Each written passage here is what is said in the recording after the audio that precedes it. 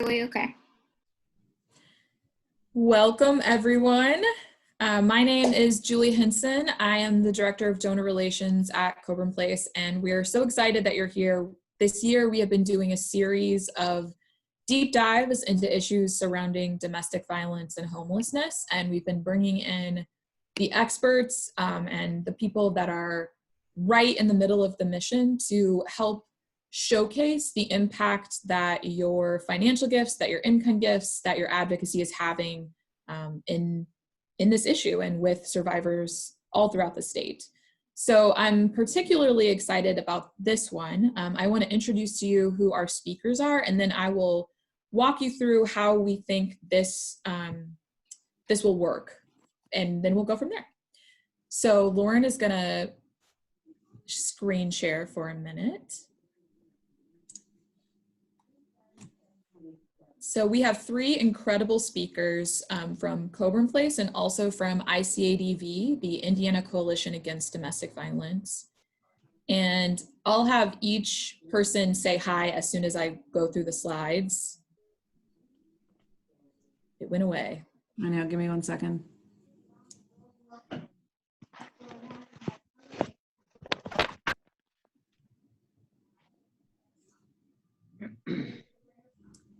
Fantastic. So our first is Jacqueline Willett. She is the Intake and Wellbeing Services Coordinator at Coburn Place, which what we mean by that is that she is over all of the wellbeing programs and support that we offer survivors at Coburn. She is an incredible asset and has an incredible extensive history in social work of over 20 years. She's worked with a broad range of populations, specifically folks that have experienced interpersonal abuse as well as people that have experienced homelessness. I listed some of the places that she's worked. Jacqueline has also been a director of an emergency and transitional housing facility. So she really has seen across the board what the need is for survivors. But what I really want to highlight is the type of resource that Jacqueline is. She is the type of advocate that is always thinking about how to connect with the survivors she's working with. She's always thinking about what it's going to take for them to feel comfortable and safe with her, and then what are the things that they feel empowered to know that they need, but also that she feels like will help them feel even more empowered. And one of the things that Jacqueline does so well is what at Coburn Place we call non-traditional case management, which what we mean by that is that Jacqueline engages with survivors in places and in ways that make sense for them and make them feel comfortable. So if we have a survivor that is working on fitness goals but has a lot of anxiety about it, Jacqueline has been known to be out playing basketball with that survivor, doing their case management during that time. She also, last winter, she had a survivor that she was working with that wanted to meet with her but only felt safe meeting with her at 7 in the morning out in the back of Coburn Place behind our dumpster. That was where she wanted to have her case management sessions. And so Jacqueline jacketed, up, scarf on, and is going to meet that survivor where they need to feel safe and comfortable. And those are things that I just think it's hard to fit those in a bio, but that's really who Jacqueline is. And she so embodies so many of the qualities and attitudes that we have built into our mission at Coburn Place, and I know into the mission also at ICADV. Yeah, I love that you did a thumbs up, Jessica. That's like, I agree. We have Carrie Hyatt Bennett. She is the legal counsel at the Indiana Coalition Against Domestic Violence. She's been that for 15 years. I could not fit all of Carrie's awards and recognitions on this slide. She has so many. She is just beyond an expert in this field. And it's not just that she has this incredible expertise, it also is that she is like a living instrument of advocacy for survivors. And she carries that with her wherever she goes. She's never off the clock because it truly is who she is. And I just have to highlight that because she is she's just an incredible resource. I'm so thrilled that she's here. And last, but certainly not least, we have Jessica Markham Jacobs. So Jessica is the Associate Director at ICADV, and and also for 12 years she's been there. So this is another person that's so steeped in just the experience and the best practices for survivors. But one of the things that I really want to highlight about Jess is just the amount of domestic violence organizations across the state that she's working with oversight and also with programming, all equipping those organizations, but equipping them so that they're serving survivors in the way that we know makes most sense for survivors, and which is a constantly changing goal, right? We're always listening to survivors to learn what they need better. And one of the things I'm so grateful that Jess is here for is that she's really going to be able to give us that statewide perspective about what things look like, both in the city, but also in the rural areas across Indiana. So we're so pleased that you ladies are here. Thank you for spending time with us, both live with the folks that we have, but also being able to share this with other donors and supporters. It's just such an incredible resource that you're sharing. So I would like Lauren and Aaron to introduce yourselves really quickly before we go on. Okay. Hi, I'm Lauren Lasky. I'm the Vice President of Development at Coburn Place. I've been working at Coburn for a little over a year and a half now. And before that, I actually started as a volunteer and was a member of the Young Professionals group with Julie and Emily Schrock, and now Aaron oversees that group. Prior to being at Coburn Place, I was at United Way of Central Indiana and the Symphony. It's very honoring and humbling to work for an organization like Coburn Place, where the mission and the programs are so important and visceral that it's just an honor to be able to share the great work that's being done with supporters in the community. Hi everyone, I'm Erin Wirtz. I'm the Community Engagement Manager at Coburn Place, and I too started as a volunteer and an intern, and I've been with Coburn Place for about 3 years now. I'm excited for you guys to be here, and yeah. Volunteering at Coburn Place is like the Hotel California. It's like... Same at ICADV too. I started as an intern as well. So same thing at ICADV.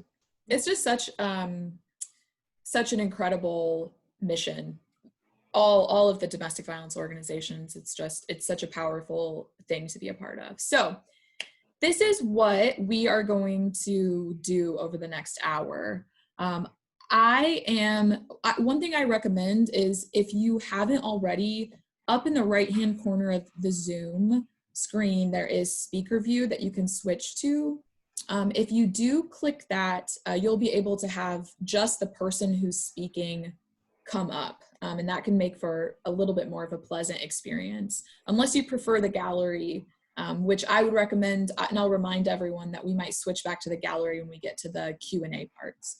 So we want to make this as interactive as possible. So we have a few polls that we're going to put throughout, and then we have time to hear from questions from social media, as well as a live Q&A at the very end. So if you have any questions while we're going through this, feel free to type them in the chat, and we'll be able to have Carrie, Jacqueline, or Jess answer that throughout the hour. Is there anything else I need to cover about what's going to happen? Lauren, did I leave anything out? Okay. No, so we're going to start with a poll just to see kind of where we all are in knowing about safety with survivors.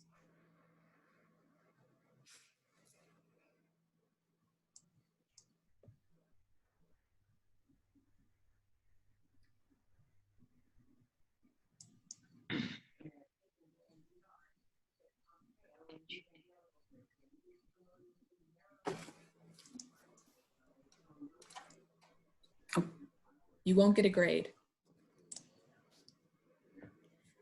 So the questions, for one, do survivors who experience food or housing insecurity have a higher prevalence of experiencing rape, physical violence, or stalking than those who do not experience housing or food violence or food insecurity.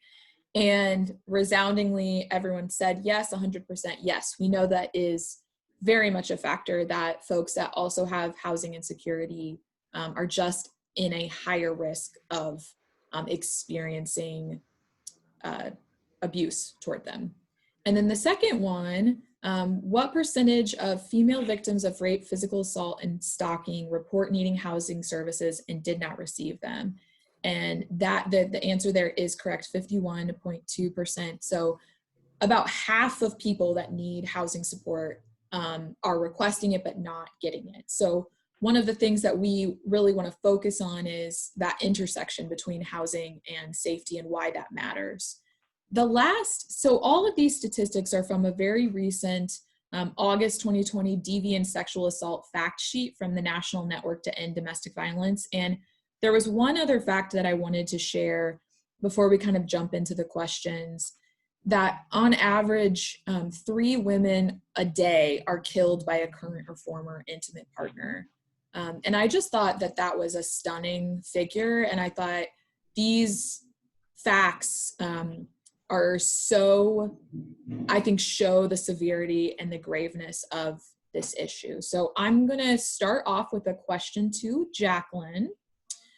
Jacqueline, we just talked through the lethality risk of survivors and what they're up against. And we know that in your role as an advocate with them, one of the things that you're doing is evaluating their lethality risk as well as helping them safety plan. So I wondered if, as a way to start this conversation, you could just talk us through what that looks like, both assessing the risk of lethality and also building that safety plan.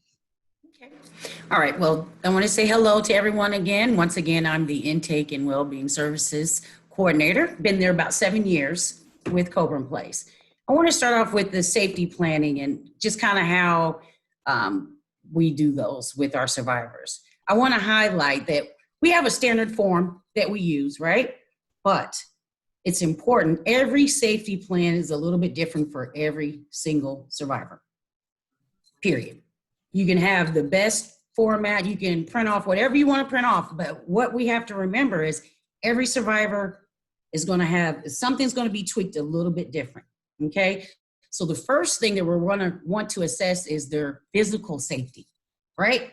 That's number one. That's the number one thing that I'm going to focus on is their physical safety. Are they safe where they're at that very moment that I'm assessing them? If that part looks safe, then I can dive in deeper and break down. I'm going to break down the different areas that I focus on. But the main thing is, where are they? Are they safe to be where they're at chatting with me right now? And let's just say they're not. What's my next step then? It's not to be finished through this whole safety plan and tell them about Coburn Place, is to figure out how am I going to get them safe in that moment? And then we can address everything else then. Mm-hmm. So when working with my staff, I always tell them, even if a survivor already has a safety plan when they come to us, and there's a chance that they may have, right? Because we get survivors that come to us from shelters and from other agencies that provide these type of services. However, it's still important that we review the current safety plan that they have, and a lot of times we may need to add to it. So we never want to assume if they already have a safety plan that we don't need to review it and go over it with them again, okay? So depending on the survivor and where he or she is at, right, will determine the next steps on how that looks. Now, let's just say we have a survivor that's there in the home, right, with the abuser. She's not going to be here. She's not going to be able to go through a whole booklet, right? They're not going to be able to go through all of my questions. So it's going to be critical that I figure out who's in the home. Does she have somewhere to go outside of shelter? Does anyone know the situation that she's in? Really assessing the area that she's in, how many people are there. Is it just her, or is it her and her children that are not safe, right? A lot of times we assume maybe the survivors don't have a plan. So it's also good to ask them, do they have a plan? Mm-hmm. Sometimes they actually have a plan, right? We can't just assume that they don't know anything. So it's good to find out, one, do they have a plan? Hear what their plan is, and then maybe add to it, okay? But the most important thing is to always make sure that there is a plan, okay? Now, you may have some survivors, like I said, that if they're in the home, what do you do? So it's just important that I highlight the real important things, you know, get your IDs, right? Your identifications, if you can get your children's birth certificates, if you can get your children's social security cards, things like that. If you have access to bank accounts, things of those natures, if you have access to cash, anything like that, any important documents that you can slowly start getting to the side for the time that you are ready to exit, okay? I've done intakes and safety plans over the phone midway through the safety plan. They've had to abruptly end the call, right? So it's important when you're getting started with the safety plan, it's so important that the lethality of it is addressed immediately, because you don't know where the survivor is sometimes when you're doing the safety plan. They could be outside on the corner. They could be at another shelter. They could be in the other room away from the abuser, and they're trying to chat with you. So I always tell all advocates, we don't want to get caught up on just a form, right? You want to customize it to the survivor that you're working with and that survivor's need, okay? Especially nowadays with technology. A lot of times our survivors, for whatever reason, that does not ring a bell for some of them, right? And so protecting them throughout their Facebook and all of their social media platforms. I recently had a survivor contact me last week. Her abuser has violated her protective order for the second or third time. And what he's doing now is he's setting up appointments for her to go and get her car serviced so that she can go and meet him there. Or he will reach out to their friends on Facebook that they share in common, right? And so making them aware that it just doesn't have to be face-to-face type of combat, right? It doesn't just have to be the verbal or the physical abuse, right? There's safety measures around your finances that we educate our survivors on as well. Yeah. That's so incredible. I want to just say that Carrie and Jess and Jacqueline as well, if there's anything you want to add to these questions after people finish, feel free to jump in with that. So my next question is to you, Jess. Can you tell us just a little bit specifically about how housing intersects with a survivor becoming safe? Sure, absolutely. I think the short answer to that is it intersects in every possible way. Every way that you can imagine it intersects. Survivors have been telling advocates for decades that safety isn't just necessarily the absence of violence, but also the presence of basic needs like housing, food security, education, healthcare. So it's not just the absence of the violence. Obviously, that's important, but it's also the presence of those other basic needs, housing always being the first at that list. So it's very important that we have, it's critical to have an array of housing options for survivors. I'm gonna pull in what Jacqueline just said, that it's not a one size fits all. So you need to have an array of housing options for survivors, of which the four I can think of, Coburn Place provides 3 of these types of housing, which is wonderful. That emergency shelter, when accessing safety is most critical. my safety is so at risk right now. I got to get out of here. I got to get out and I got to get safe. Like Jacqueline said, I got to get safe now before I can have any other conversations. Transitional housing, Coburn obviously offers that both on site and then in scattered site settings. That way survivors can both address those safety concerns and start to unpack those layers of trauma with a well-being advocate. Rental assistance programs, Coburn Place is offering this service as well. Rapid rehousing programs, rapid rehousing to transitional housing, scattered site transitional housing within the community, and then just flex funding. Sometimes survivors just need diversion. They are $1,200 away from starting a new life, and they just need flex funding to be able to pay first month's rent, last month's rent, and really establish that new life for their family. So those are 4 examples of different housing options that are so critical to meet that survivor with where they're at in their particular journey, and make sure that they have the resources that they need to get safe. Housing and safety go hand in hand. Yeah, that was such a beautifully put. I love the idea of it's not the absence of violence, it's the presence of so much else. I think that's just so well put. Sure, and survivors have told us that for years. I mean, that kind of thought processes that comes straight from survivors, and I think more and more now research is capturing that. I know ICADV experienced that. Coburn Place was a part of an 18-month data collection process at Key.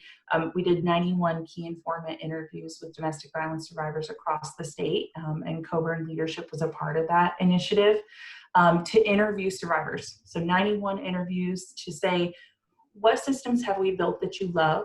What systems have we built that aren't beneficial? What do you truly need from us? And overwhelmingly, housing and flex funding were the 2 most critical needs identified by survivors. I love that all of the results from that 18 months were just unbelievable. And one of the things that I admire so much about ICADV is the way they lead with constantly turning back to survivors, asking them, how can we offer better support? And also, how can we, because I think one of the other findings I was struck by in that study was about survivors wanting to be seen as more than just someone who has experienced domestic violence. And I think it's just so at the heart of what we do to be able to empower and make ourselves better by hearing from the people we're serving. Carrie, I'm going to throw it to you, and I would love for you to talk. I know that this is maybe not as easy of a, here's this and here's, lay it all out in one word, but can you walk us through, in your opinion, what the biggest obstacle is that a survivor is facing towards safety and what their biggest asset is? Okay. I think looking at it from my view and adding on to what both Jessica and Jacqueline said, it's recognizing what that person needs as an individual and being able to take away the barriers to them getting that. And that's where I think the legal system really has an opportunity to even out that playing field. It's one thing to get out of an abusive relationship. It's another thing entirely to stay out of an abusive relationship. And lots of times that really has a lot to do with whether you can litigate and get child support, whether you can get possession of a residence, whether you can get an equitable distribution of property, if you are filing for divorce, whether you have legal representation at a protective order so you're not bullied into settling it or dismissing it. So the legal system can be used as a tool to help survivors get those basic needs that were just referenced by Jacqueline and Jessica. So to me, that is really, really critical for them.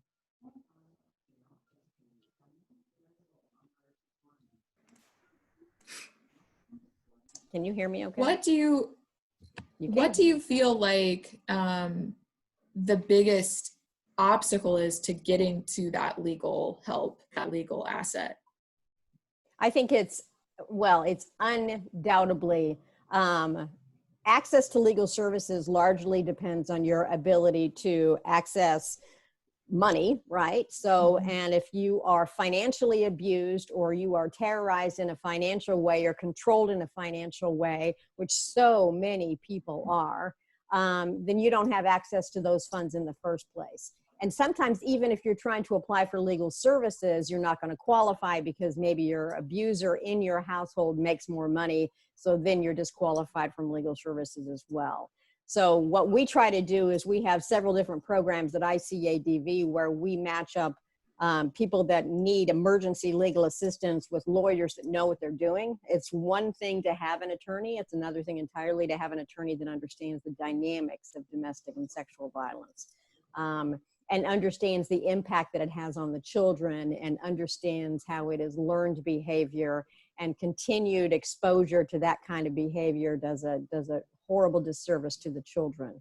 And explain that in a trauma-informed way and be able to literally teach the judge about this area of the law. And that's what we try to do every day, is make sure that the lawyers that we're working with are trauma-informed, they understand the dynamics, and they are efficient at being able to train the judge on that as well. So, and one of the things that ICADV, we really don't count their income because, you know, we do to a certain extent, but we actually consider the income as to what they can get their hands on. Because if your significant other, your abuser, is making a lot of money and you don't have access to it, then it's not going to do you any good. So I'm not going to discount somebody that or disqualify somebody because if they could get that money, they would use it, because that's just not fair. So we really try to expand that and provide them with counsel in landlord-tenant cases, eviction cases, protective order, divorce cases, paternity cases. It's just being able to access the justice system for safety and some sort of equitable division. They're just looking for justice. Yeah. Wow. I love the financial not counting, but you know, what do you have on hand? I think that's so trauma informed and so wonderful. Jacqueline, I want to go back to this idea of a survivor moving into safety. And can you tell us, is a survivor ever safe after leaving an abuser? Is there a window of time when a survivor is in the most danger or moving into less danger when fleeing? I will say that a survivor is in the most danger in the very beginning when fleeing, right? That's why they always remind us to never, when working with a survivor, just leave. Why don't you just leave, right? Because the risk of a survivor being harmed or being killed is greater once they leave. And the reason being is the perpetrator has no access to them, right? They don't know where they are. It's all about power and control. So if they leave, yeah, that enhances the danger. So your question about are they ever really safe? That's a tricky question, right? Because I've worked with survivors who, when we still are, can be 2-year program. Let's just say working with a survivor, we're a year into her being at Coburn Place and her abuser pops back up again, right?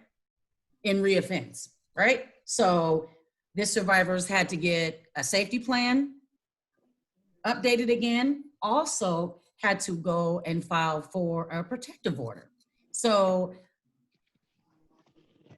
I just don't know how to answer that question, because in my heart, I always feel like they're never 100% safe. And I hate to say that. I would never say that to a survivor, but that's just how I feel. I feel like you always have to take the safety precautions and, you know, be mindful of your safety plan. And there's a lot of times throughout when I'm working with them that we have to refer back to and maybe add or subtract on our safety planning. So yeah, I don't know if I answered that. So I think that is such a candid answer, that a survivor is, you know, there is no actual safe destination.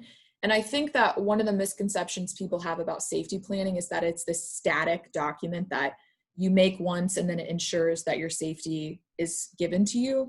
And I think one of my takeaways from what you're saying is that a safety planning is this living, moving document that you're always kind of negotiating with as you move through the world as a survivor. And I think that distinction is really important, and I think is something that a lot of folks don't know. You know, I think that that's kind of a misconception. We're going to move into our second poll. So we have tons of time still to cover everything, but I kind of want to get a sense of where you want us to go next. So we can talk about Lauren's just going to pull it up. Bless you, you're amazing. So do you want to hear more about safety planning and specificity with the law, or do you want to hear more right now about how to help friends and family that are experiencing abuse?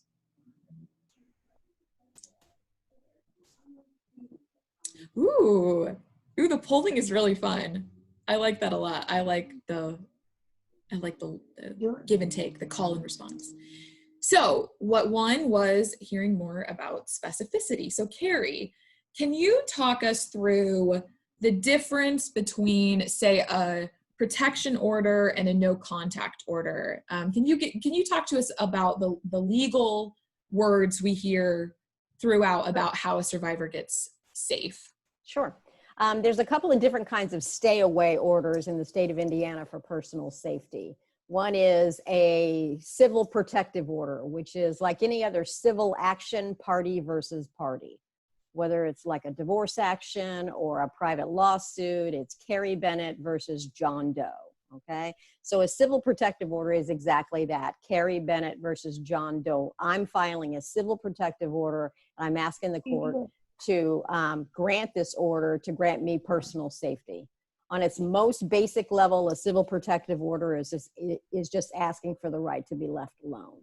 Okay, I'm asking for no contact from that person because they have shown me that they are a credible threat. And when you're getting a civil protective order against someone, the burden of proof is by a preponderance of the evidence. So if you're watching, legal TV shows and you're used to, I was a prosecutor for years and years. So when I was trying to prove something in court and it was a criminal case, I had to prove it beyond a reasonable doubt, right? So it's a slam dunk.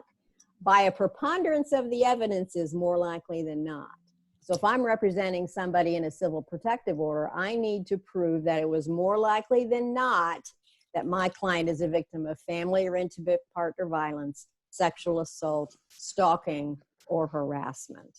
And the way that's defined in Indiana law is basically just being put in fear for your safety. If somebody is a credible threat, so you can, hurt a dog or hurt an animal, hurt a vertebrate animal with the intent to terrorize someone else.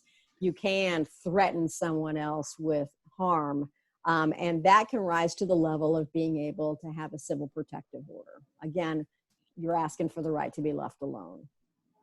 A criminal no contact order is also a stay away order, but it's part of an existing criminal case.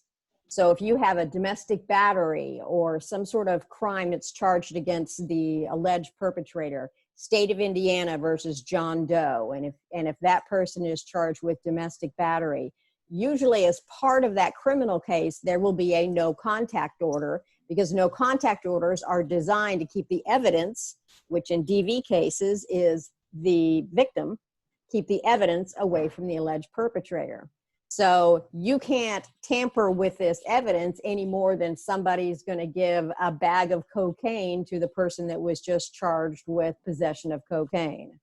They're not going to give that person that bag and say, you hang on to this and then come back to court in a month and a half. So the no contact order is designed to say, look, while we are prosecuting this case, you can't have any contact with the survivor because of the dynamics between you two. It happens all the time, but that's the intent of the no contact order. And you can have both, and you should have both, frankly. Wow. Which would you say most survivors get first, or which is the most common of those two that survivors have? That really depends on if the prosecutor's office picks up the prosecution. I mean, if there's a criminal domestic violence case, there's going to be probably at least an initiated no contact order with it. So many domestic violence offenses, incidents are not reported to the police because of a variety of systemic problems that face the survivor, whether they're blamed for getting in that situation or whether the prosecution fails. And so civil protective orders are probably more common, just because I think prosecutions are initiated less and less. There are counties in the state of Indiana that just do not pursue domestic violence criminal cases for cultural reasons, for whatever reasons, but prosecutorial discretion. When I was a prosecutor, what I filed information on was what I choose to file it and information on. You can't mandate a prosecutor file a domestic violence charge. They have to choose to do that. And they're problematic. Wow. They're evidence heavy. The survivors, the victims are very usually traumatized. It is not uncommon for them to recant. And you just have to be able to understand, that's part of the trauma-informed legal services, trauma-informed prosecution. You need to understand the survivors that you're working with. Yeah. We have a question from Kathy, but before I ask it, I'm really curious, how does one, even with the preponderance that you're talking about, how would someone prove that they're being stalked, for instance? What kind of things does a survivor need to bring or show or say to be able to get that first order? Sure. Indiana law, our stalking law, whether it's for a civil protection order or whether it's for a criminal offense, first of all, stalking is a felony in the state of Indiana. But you have to prove, whether you're trying to get a protective order or whether you're trying to prove a criminal case, different burden of proof, but basically that the intent of that was to put you in fear for your safety. So stalking would be leaves notes on my car, capture those notes. Stalking would be drives by all the time. I've had clients where I'm like, take a Polaroid or take a picture of them driving by every time you see them driving by. Create that book of evidence that basically says they're refusing to leave you alone. So you try to capture that evidence that it is repeated behavior designed to put you in fear for your safety. The intent is to do it, and the actual outcome puts you in fear for your safety. Wow. Kathy's question, I know we're going to jump into this lots as we continue, is do those protection orders work? Are they effective? Studies say they do. No, they are not bulletproof. And yes, Jacqueline has a really good point, because as soon as you try to leave somebody that has that kind of controlling, narcissistic, can't take no for an answer behavior, then they're going to feel threatened. So the time when someone breaks away from that person is the time that they are arguably most at risk. And that's when, I teach at the law school here in Indianapolis, and I start this Facebook page with my law students every year. And I said, anytime you see something like this, then you put it on the page, because once you start recognizing domestic homicides, domestic violence cases, you will be amazed at how often you see them. And one of the things they say is, wow, I always thought these were just kind of crazy, kooky things that were happening. And now I'm starting to really see these as people that were abusers not being able to get what they wanted. So it's really interesting, sort of that dynamic, because when you do decide to leave, you're arguably more at risk. So protective orders are not bulletproof, but studies say that they work. If you have somebody that is influenced by the system and does not want to get arrested, does not want to get prosecuted, protective orders work. Yeah. I want to jump to you, Jess, because I think this might be an interesting kind of lead into the different challenges or barriers that a survivor faces in a rural area versus an urban area. I wonder if you could tell us a little bit about that. Sure, absolutely. And everything I'm going to say echoes everything Jacqueline and Carrie have already said about the Just Leave rescue mission. Is just such a dangerous period of time for survivors.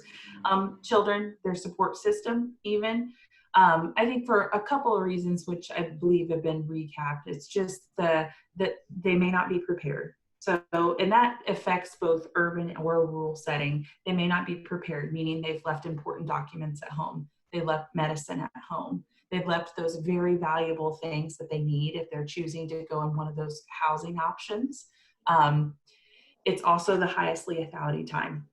When they leave, everyone has said, and I'll repeat it, the abuser has lost control over the situation. So it is the most dangerous period of time.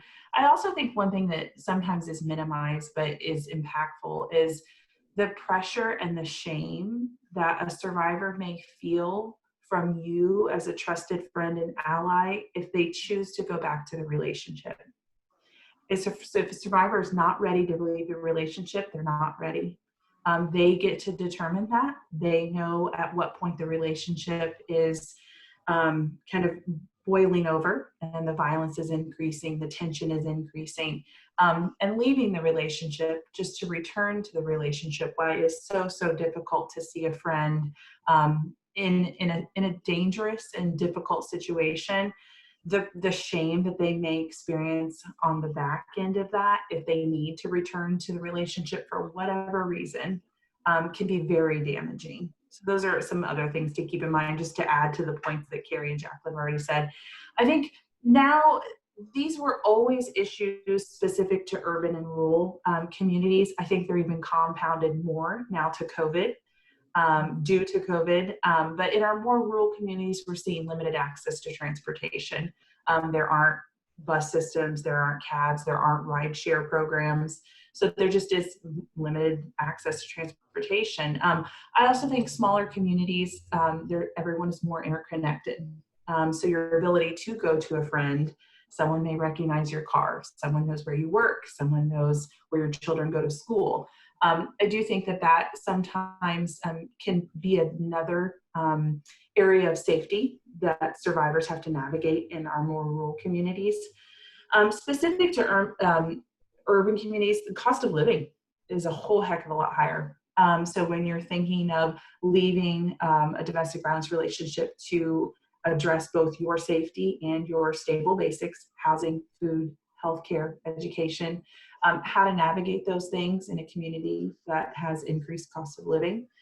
And there's often a higher demand for services. So there are often more services in urban settings. There are multiple domestic violence programs in Marion County, but the demand for those services are also much, much higher.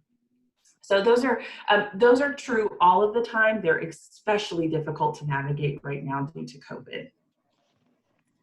Is your advice, Carrie, to survivors that are in rural counties, what you were mentioning before about the judges and the prosecutors in those spaces not taking domestic violence as seriously or choosing not to prosecute it, is your advice to survivors in rural counties to still go through the act of getting a protection order there and doing those same legal recourses?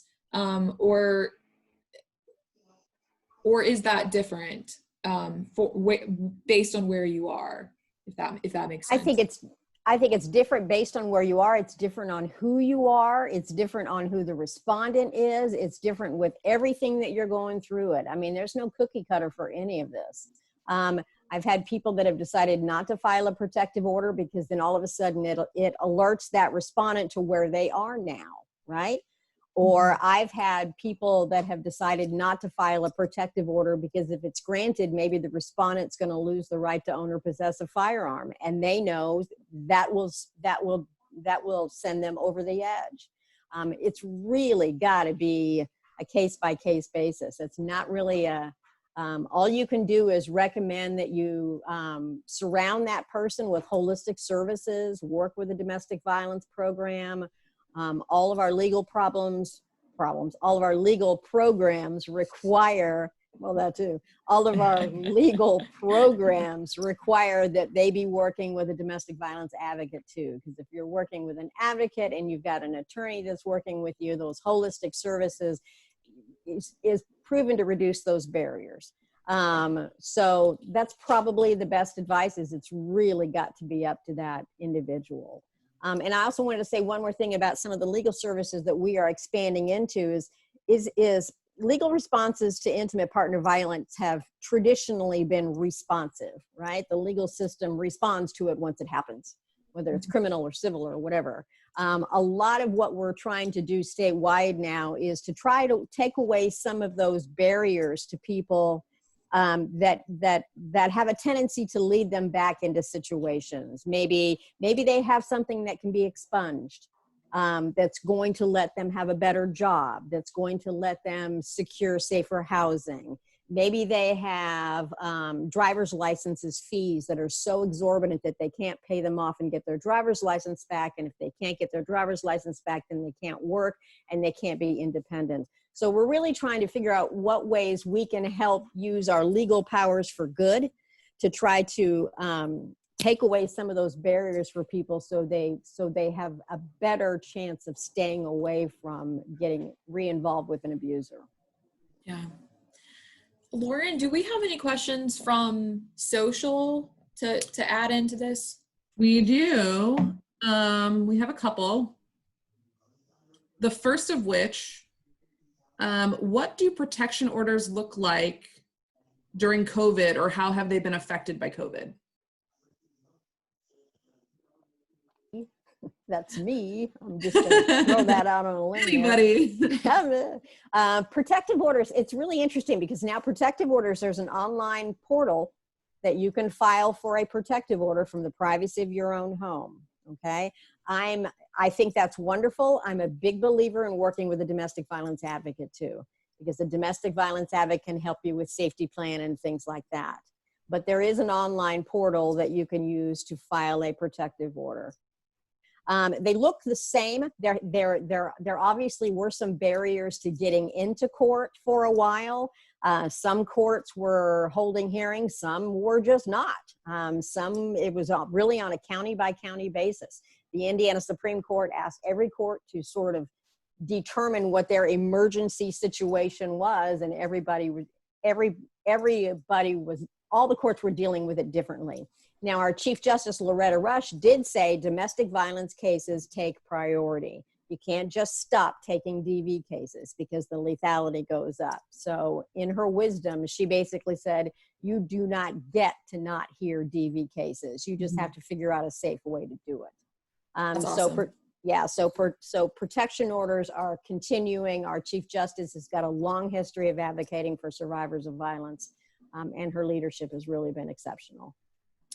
Jacqueline, we had a question. I think this just ties so nicely into what we're talking about right now.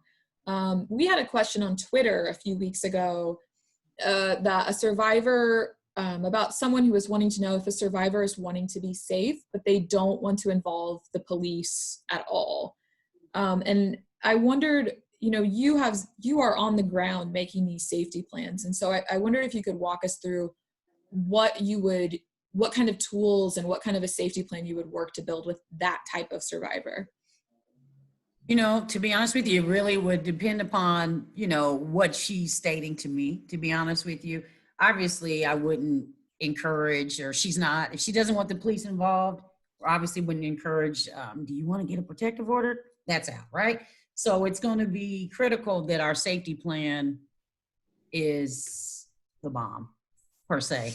I don't know how to really say how I would work through it. It really depends on what her story is, to be honest with you, One thing that I love about the three of you is that you so embody trauma-informed care and voluntary services that you cannot help but say it depends on the survivor.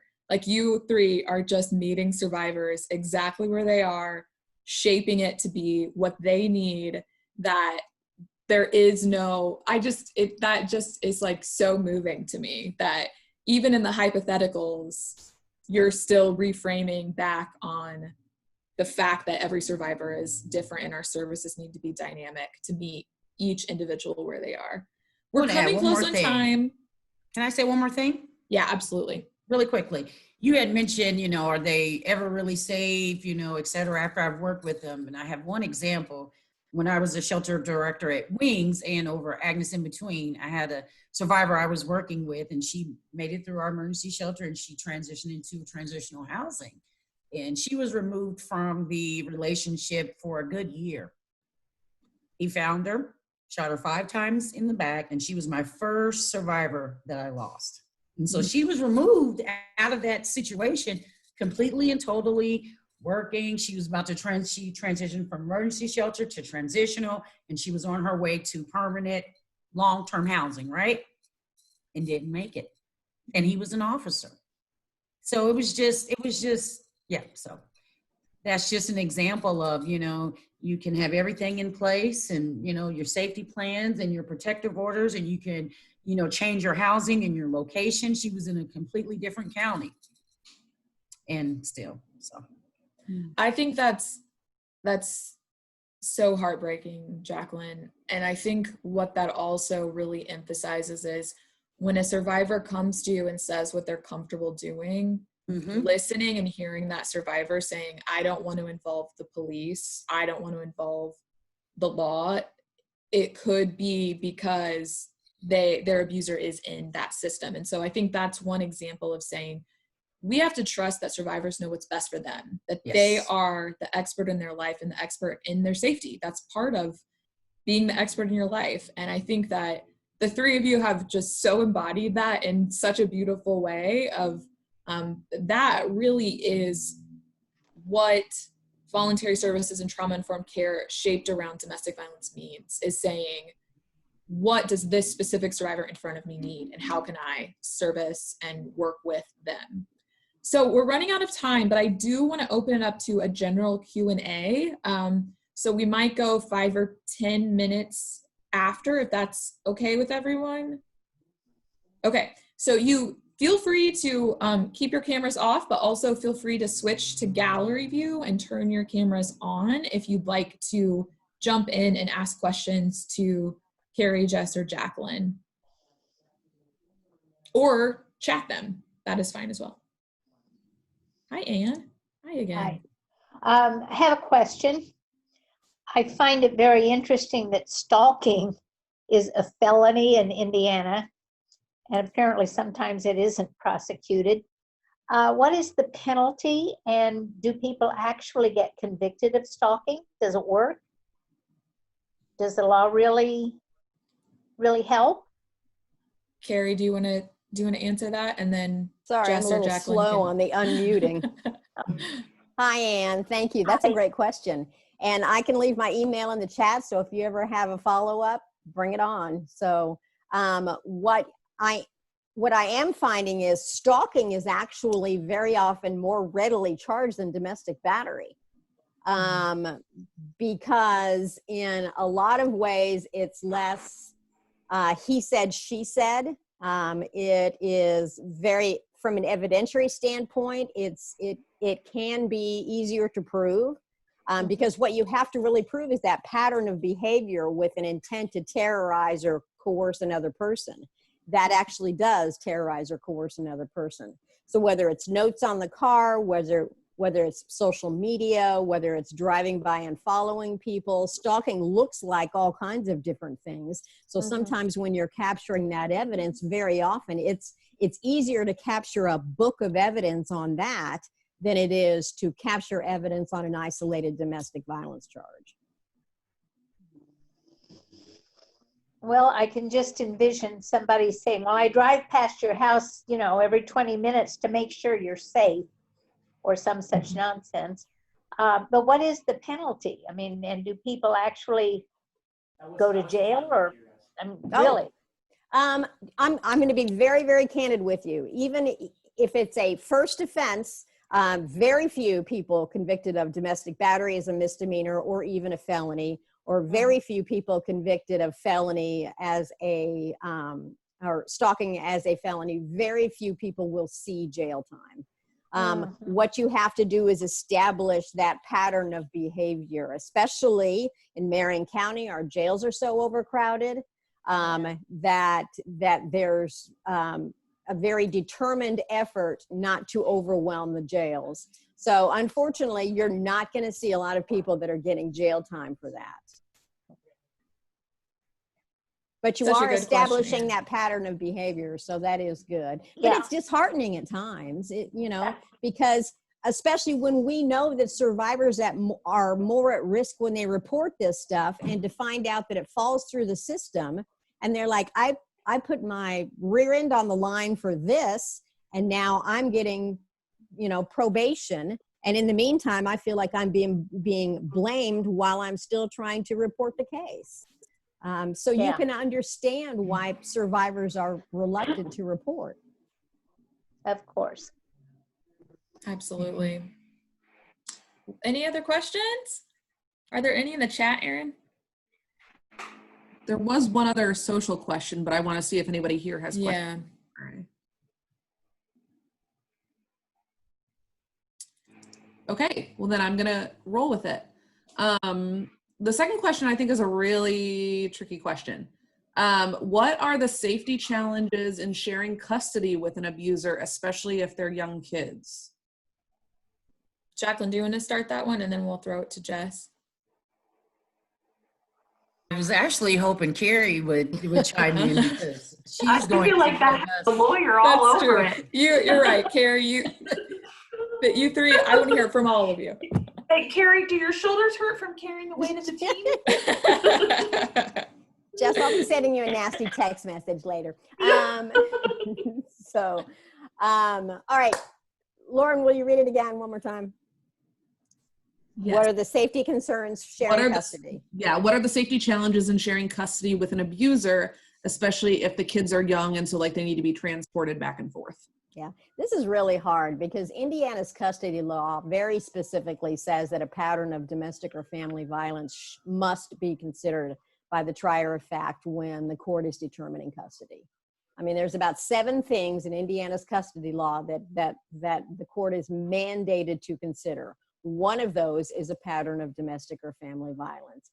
And yet, Jacqueline knows, Jess knows, very often you've got courts that are saying, well, wait a minute, I don't really care if, they're not getting along. I'm a lot more concerned about the maternal and paternal relationships. Jacqueline's like, yes, amen. So much of this is educating the judge about why classic abusers with a narcissistic controlling personality do an incredible disservice to the children because they're teaching the children how to treat the people they love. That's really what we do as parents, right? We teach our children how to treat the people we love. So the problem with sharing custody with somebody who is an abuser is that it's a recipe for disaster. Because it shows an obvious misunderstanding. If there really is a pattern of domestic or family violence and it's established, then it is a misunderstanding that they can still share custody safely and without harm, because it just doesn't work that way. The judges that are the most woke, for lack of a better way of saying it, are saying things like, I just found this person to be a credible threat. That person is a credible threat to you. I'm going to give them supervised parenting time because then those children are protected from seeing more of that behavior that is coercive, controlling, and dangerous. So I don't believe that if you've established a pattern of domestic or family violence, that you can effectively and healthily share custody. I think it's got to be, you have to have special rules in there about how if you're going to exchange parenting time, you need to do it in a safe way where there's a third party involved, whether it's at a fire station or a police station. You need to do it in such a way where the alleged survivor is not always continually impacted by the alleged perpetrator, because it's, children in domestic violence relationships are tools of access and tools of control. And if the court doesn't get in the way of that and try to establish guidelines and rules, then that kind of pattern of behavior is going to continue. I just want to chime in and say, Julie, those cases are the most frustrating ones, to be honest with you, because of the danger. Seriously, I had a case where, one of our Coburn residents, you know, the dad had rights and he was able to visit with the child.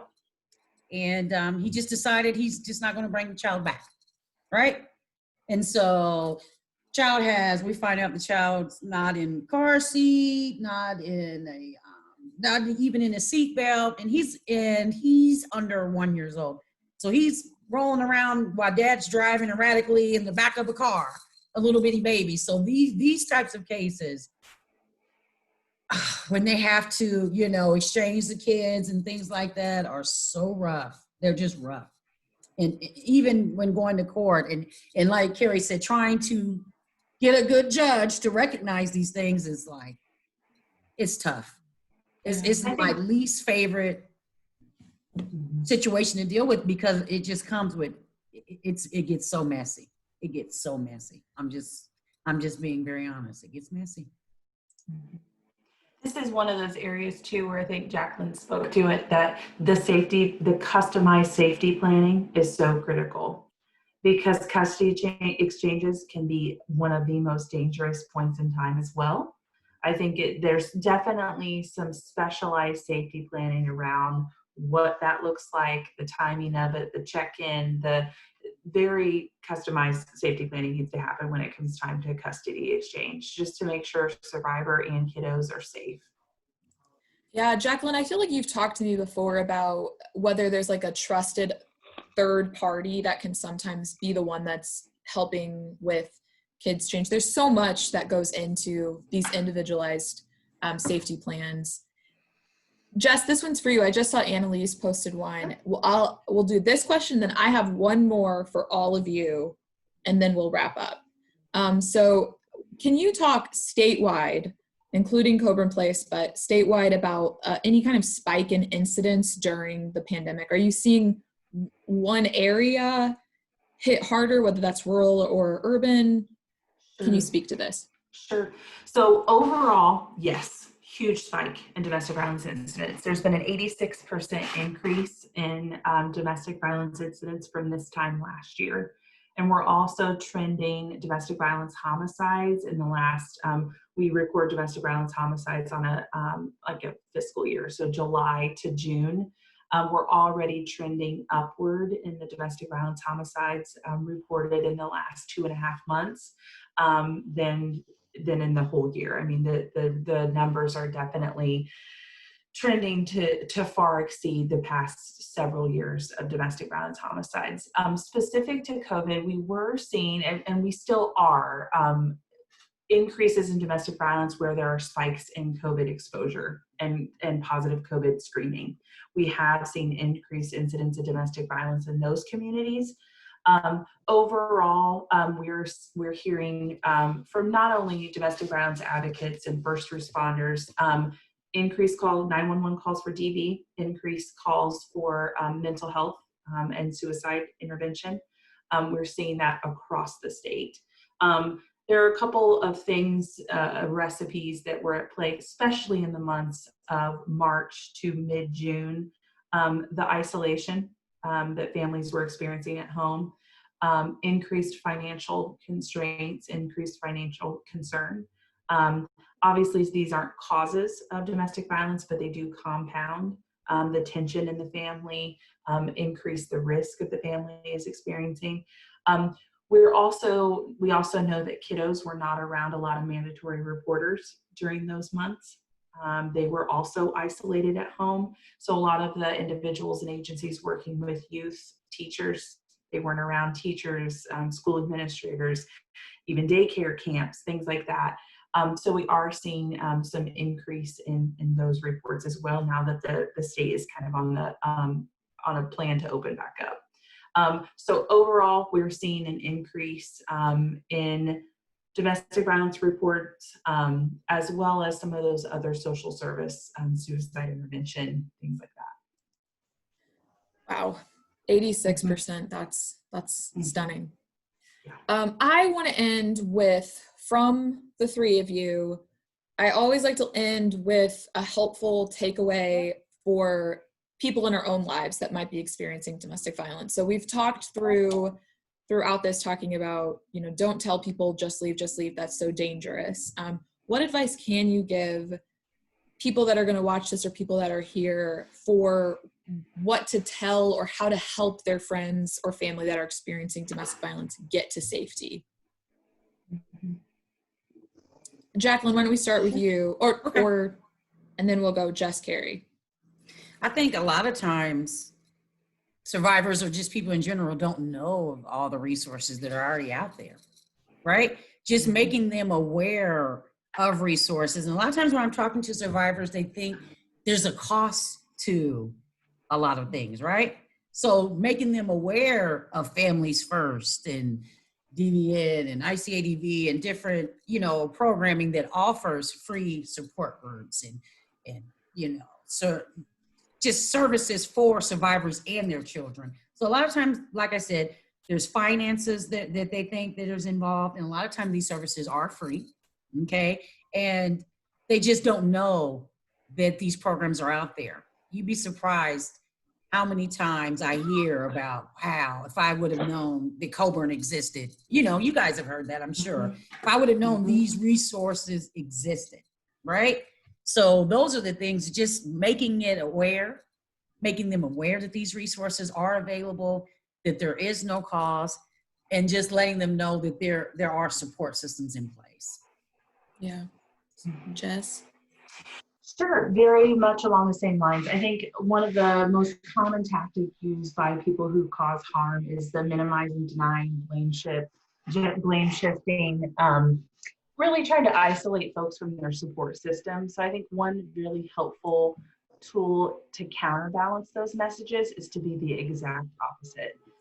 All of the messages that they're receiving from their abusive partner, they'll never believe you.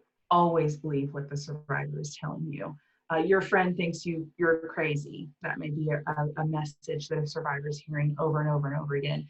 Just reaffirm to the survivor that you don't think that they're crazy for staying in the relationship, and that you want to support them in the way that makes sense for them. Another message might be, she isn't your true friend. I think reinforcing those, being that counterbalance to what they're hearing day in and day out. You're not good enough. No one believes you. And soon you're going to be alone. Being that complete counterbalance to those messages that you aren't going anywhere. You're not going to disappoint me. I'm not going to experience any shame. I know that you love this person that you're in a relationship with, but I care about you and I want to keep you safe. And I think specific to what Jacqueline said is just to be that wayfinder. Gather those resources, but don't provide them to the survivor until they indicate that it's safe to do so. If you're sending them hyperlinks in a text message, it's possible that maybe the abusive partner could intercept those. So really being strategic in how you communicate about resources to a friend or a family member that's in a domestic violence situation, to make sure that they feel supported. They know you'll always be there, no matter what, to receive that message at 2:00 in the morning that says, I got to get out. You're going to be that number one go-to person for them. And that truly does go a long way for someone that's experiencing domestic violence. And it's possible that you may even need to be part of their safety plan. They may choose to make you a critical point of their safety plan. That you are the person that they call with the code word. You are the person that they go to at 2:00 in the morning when they need to get out. So I think just being there to infuse the survivor with positive, healthy messages that are going to counteract what the abusive partner is telling them. Yeah, that's beautiful that we are a part of the safety plan. That's wonderful. Carrie, last thoughts, last advice? Agree with everything that these guys said. They're experts. It's amazing. Sometimes it's you really want to be the panacea sometimes. I want to solve all the problems. I want to do everything. I want to be your savior. I want to be responsible for making you whole again. Back off. First of all, just back off and listen. Stop talking and listen. That's a huge thing, especially as someone that works with lawyers all the time. Shut up and listen. Just be quiet and listen. Be supportive. Don't be judgy. Don't be judgy because you have no idea what they're bringing to the table.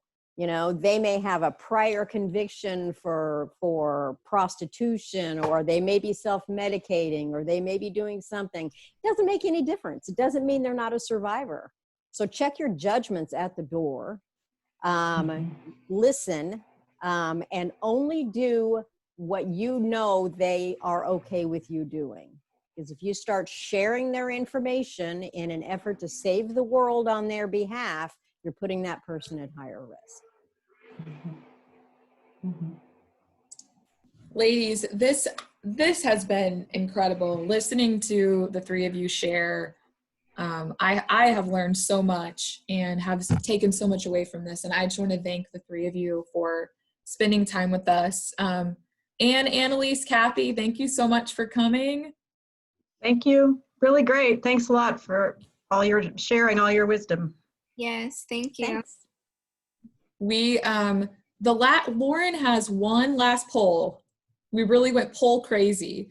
And the last poll is just, what topic are you interested in that we might do a kind of conversation about next? So housing at Coburn, our children's services, more about safety. I could do more with these three ladies. Like for the rest of my life, I would listen to them sharing, or about our self-sufficiency and financial literacy. Ooh, interesting. Okay, we will work on that. I probably will be sending out a survey in a few days, just because we want to make really great experiences, but we want to make sure they're things that people are interested in. So I'll be sending that so we can continue to improve on our programs at Coburn. And thank you all. I hope you have a wonderful evening. We appreciate you. Thank you. Have a good night. Thank you, everybody. everyone. Bye. Bye.